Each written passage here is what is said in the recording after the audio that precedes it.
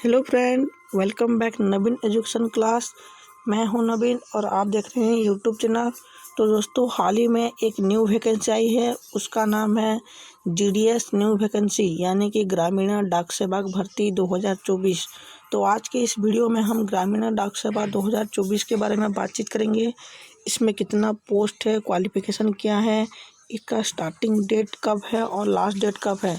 तब तक के लिए वीडियो को आपको लास्ट तक देखना होगा, तो पूरी जानकारी इस वीडियो में आपको मिलेगी। तो चलिए बिना देर के वीडियो को शुरू करते हैं। तो दोस्तों, यदि आप जीडीएस यानी कि ग्रामीण डाक सेवा 2024 में फॉर्म अप्लाई करना चाहते हैं, तो इसके लिए क्वालिफ़िकेशन क्या होगा, एजुकेशनल क्वालिफ़िकेशन। यदि आप ग्रामीण डाक सेवा में भर्ती होना चाहते हैं तो आपका एजुकेशनल क्वालिफ़िकेशन कितना है। आपका एजुकेशनल है candidate should have pass 10th year from A board. आपको 10वीं पास का क्वालिफ़िकेशन चाहिए। अगर आप जीडीएस में भर्ती होना चाहते हैं ग्रामीण डाक सेवा में, तो आपको कम से कम 10वीं पास करना चाहिए। यदि आप 10वीं पास हैं तभी आप ग्रामीण डाक सेवा की फॉर्म अप्लाई कर सकते हैं। तो फ्रेंड, यदि आप जीडीएस यानी कि ग्रामीण डाक सेवा में भर्ती होना चाहते हैं तो आपका जो फॉर्म है, फॉर्म अप्लाई आपको ऑनलाइन अप्लाई करना होगा। आपका जो फॉर्म है वो फॉर्म ऑनलाइन के माध्यम से होगा। तो जीडीएस ग्रामीण डाक सेवा की जो न्यू वैकेंसी है उसका फॉर्म आप ऑनलाइन के माध्यम से भर सकते हैं। तो दोस्तों, जो जीडीएस की फॉर्म अप्लाई का डेट है, इसका स्टार्टिंग डेट है 15 जुलाई 2024 और इसका लास्ट डेट है 14 अगस्त 2024। तो यदि आप जीडीएस में फॉर्म अप्लाई करना चाहते हैं तो आज से 14-15 दिन बचे हुए हैं। इसका स्टार्टिंग डेट कब है, 15 जुलाई से 2024, यानी कि अभी भी 14-15 दिन बचे हैं। 14 यानी कि 15 जुलाई 2024 और इसका लास्ट डेट यानी कि अंतिम डेट है 14 अगस्त 2024। 14 अगस्त तक 2024 तक इसका लास्ट डेट है। तो आपको 15 जुलाई से 14 अगस्त तक ग्रामीण डाक सेवा की फॉर्म अप्लाई करना होगा, वो भी ऑनलाइन। तो आपको पूरे 1 महीने दिए गए हैं आपको फॉर्म अप्लाई करने में। तो चलिए जानते हैं इसके लिए एग्ज़ाम प्रोसेस क्या है। तो दोस्तों, यदि आप जीडीएस ग्रामीण डाक सेवा में भर्ती होना चाहते हैं तो इसका ऑनलाइन डेट है 15 जुलाई 2024 और इसका लास्ट डेट है 14 अगस्त 2024। तो आपको फॉर्म अप्लाई ऑनलाइन के माध्यम से करना होगा। इसके लिए आपको एप्लीकेशन फ़ीस क्या होगी, जब आप ऑनलाइन फॉर्म अप्लाई करोगे जीडीएस की, तो उसके लिए आपको कितना फ़ीस पेमेंट करना होगा, कितना फ़ीस देना होगा। तो चलिए जानते हैं। अगर आप जनरल कैंडिडेट हैं या फिर ओबीसी कैंडिडेट हैं, अगर आप जनरल ओबीसी इन दोनों में से कोई भी कैंडिडेट हैं तो आपको फीस 100 रुपये लगेंगे। यदि आप तो दोस्तों, यदि आप जनरल कैंडिडेट हैं या फिर ओबीसी कैंडिडेट हैं तो आपको एप्लीकेशन का फ़ीस 100 रुपये लेंगे। यदि आप जनरल हैं और ओबीसी कैंडिडेट हैं तो आपको 100 रुपये फ़ीस देना होगा। यदि आप एससी, एसटी या फिर फीमेल इन तीनों में से कोई भी कैंडिडेट हैं तो आपको एप्लीकेशन का फ़ीस नहीं देना पड़ेगा। याद रखिए, यदि आप एससी कैंडिडेट से हैं या फिर एसटी कैंडिडेट हैं या फिर आप फीमेल हैं जो जीडीएस की फॉर्म अप्लाई करना चाहते हैं, आपको कोई फ़ीस नहीं लगेगी। यदि आप जनरल ओबीसी हैं तो आपको 100 रुपये देना होगा एप्लीकेशन की फ़ीस। यदि आप एससी, एसटी और फीमेल कैंडिडेट हैं तो आपको कोई फ़ीस देना नहीं पड़ेगा। तो दोस्तों, जीडीएस ग्रामीण डाक सेवा की सिलेक्शन प्रोसेस कैसा हुआ। आपने फॉर्म अप्लाई कर लिया, आपका क्वालिफ़िकेशन भी आपको पता चल गया, आपका फॉर्म का फ़ीस क्या है पता चल गया। तो इसके लिए आपको सिलेक्शन प्रोसेस कैसा होगा, तो चलिए बता देता हूँ मैं आज आपको इस वीडियो में।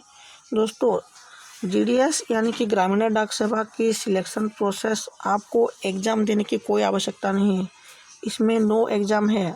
आपको बस 10वीं क्लास की मार्क से हिसाब से आपका सिलेक्शन होगा। तो आपको जीडीएस में कोई एग्ज़ाम देना नहीं है। आपको ये बात याद रखिए, अगर आपका 10 में ज़्यादा परसेंट है तो आपको ज़्यादा चांस है जीडीएस में सिलेक्शन होने में। तो अगर आपका 10 का मार्क से आपको ही सिलेक्शन होगा। और इसके लिए तो दोस्तों, आपको कोई एग्ज़ाम देना नहीं होगा और आपका सिलेक्शन प्रोसेस 10 की मार्क से ही प्रोसेस होगा। यदि आपका समझ लीजिए 70% है 10 में और किसी और का 10 में 59% है, तो इन दोनों में से 70% वालों को ही सिलेक्शन मिलेगी। तो इसी तरह आपको जीडीएस में सिलेक्शन मिलेगा। तो इसके लिए आपको बहुत इम्पोर्टेंट है मैट्रिक के मार्क, यानी कि 10 क्लास में आपका कितना मार्क है, तब जाके आप जीडीएस में सिलेक्शन हो पाएंगे। फिर उसके लिए आपको कुछ डॉक्यूमेंट वेरिफिकेशन करना होगा, तभी आप जीडीएस में सिलेक्शन हो सकते हैं। समझ लीजिए कि यदि आपका 10 में 80% है और आपके मार्क्स के हिसाब से आप सिलेक्शन हुए, मतलब ये सर्टिफिकेट के हिसाब से आप सिलेक्शन हो गए। फिर उसके बाद आपको कुछ डॉक्यूमेंट देना पड़ेगा। अगर उन डॉक्यूमेंट से एक डॉक्यूमेंट नहीं है तो आपको सिलेक्शन नहीं मिलेगा।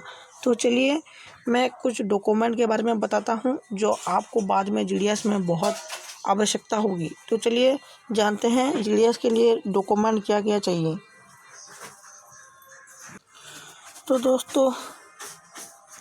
दोस्तों जीडीएस का जो पोस्ट है 40,500 से ज़्यादा पोस्ट हैं।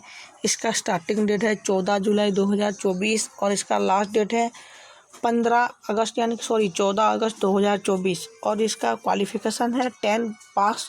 तो आपको इसके लिए 10 पास करना होगा और इसका ऑनलाइन फीस जो है, अगर आप ओबीसी और जनरल कैंडिडेट हैं तो आपको 100 रुपये फीस देने पड़ेंगे। अगर आप एससी, एसटी या फिर फीमेल इन तीनों में से कोई भी कैंडिडेट हैं तो आपको एग्ज़ाम का फीस, मतलब फॉर्म का फीस आपको देना नहीं पड़ेगा।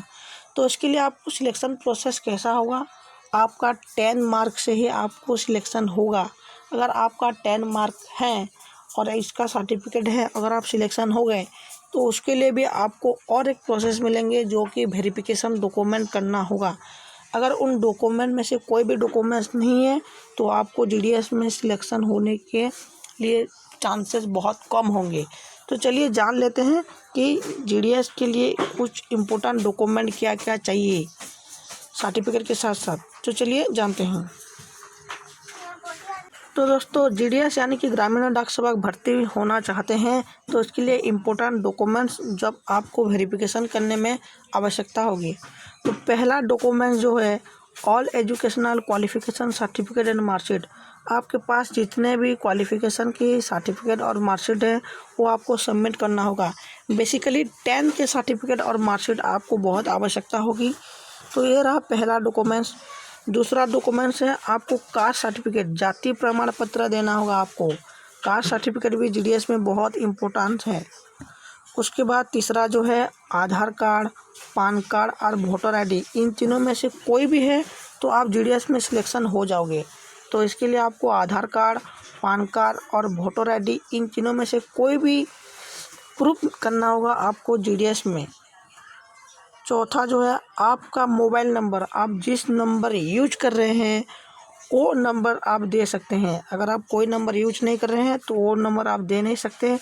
यदि आपके पास अभी जो भी मोबाइल नंबर है आप वो मोबाइल दे सकते हैं और जीडीएस में सिलेक्शन हो सकते हैं। और उसके बाद लास्ट में है आपका छोटा सा सिग्नेचर, आपका फुल सिग्नेचर चाहिए और उसके बाद आपको कलर साइज पासपोर्ट फ़ोटो आपका देना होगा। तो ये रहा जीडीएस के कुछ इम्पोर्टेंट डॉक्यूमेंट्स।